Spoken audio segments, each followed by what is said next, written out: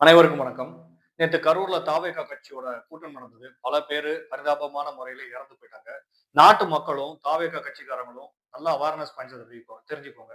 School students யாரும் அரசியல் கட்சி சார்ந்த நிகழ்வுகளுக்கு வரணுங்கிற கட்டாயமே கிடையாது. தாவேகா கட்சி மட்டும் இல்ல. எந்த ஒரு கட்சிக்கும் ஸ்கூல் ஸ்டூடண்ட்ஸ் வரணுன்ற அவசியமே இல்ல. உங்களுக்கு நாட்ட பத்தி தெரிஞ்சுக்கணும்னா, உங்களோட சோசியல் சயன்ஸ் சப்ஜெக்ட்ட மட்டும் நல்லா படிங்க.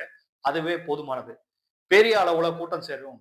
நெறைய மக்கள் நெரிசல் ஏற்படுற மாரி இருந்தா, எந்த ஒரு கட்சிக்காரங்களாலும் சிஐஎஸ்எஃப் சென்ட்ரல் இண்டஸ்ட்ரியல் செக்யூரிட்டி ஃபோர்ஸோட பந்தோபஸ்த கேட்டு வாங்கிக்கோங்க. பே பண்ணி சட்டப்படியே அவங்களோட செக்யூரிட்டி அரேஞ்ச்மெண்ட்ஸ நீங்க வர வச்சுக்க முடியும். அது நல்ல முறையில உங்களுக்கு பயன்படும்.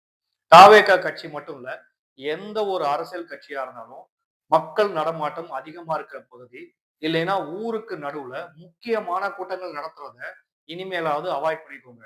ஓப்பன் கிரவுண்ட் இல்லைன்னா ஊருக்கு வெளியில, திறந்த வெளியில பெரிய அளவுல மாநாடோ, பொதுக்கூட்டமோ நடத்துற பழக்கவழக்கங்கள ஏற்படுத்துங்க.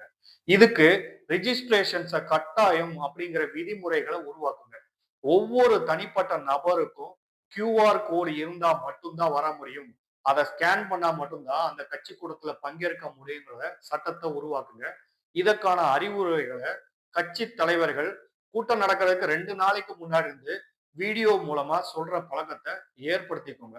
இது கூட்ட நெரிசல தவிர்க்கும். தேவையில்லாத ஆட்கள் கட்சி கூட்டத்துக்குள்ள வர்றதையும் அவாய்ட் பண்ணும்.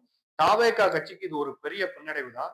இனிமேலாவது ரிஜிஸ்ட்ரேஷன்ஸ் மூலமா உங்களோட கட்சி கூட்டத்த நடத்தி, நீங்க வளர்ற வரைக்கும் இத ஒரு நல்ல நடைமுறையிலேயே வச்சுக்கோங்க. அது உங்களோட வளர்ச்சிக்கு உதவும்.